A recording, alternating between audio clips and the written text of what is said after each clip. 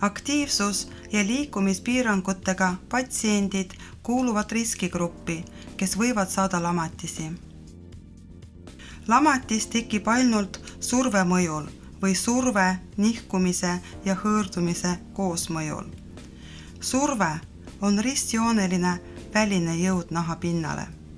Otsustavateks on surve tugevus ja kestus. Lamatised tekivad tavaliselt kehapiirkondades, kus luud ulatuvad kehapinna lähedale.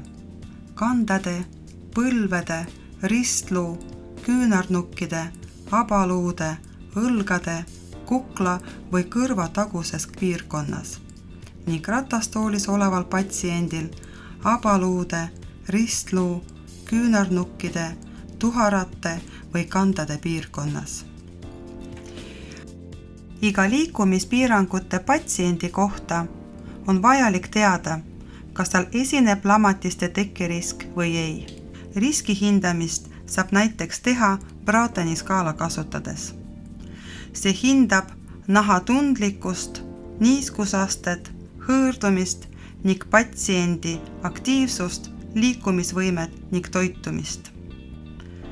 Tabeli ridades on ära toodud erineva raskusega seisundite kirjeldused.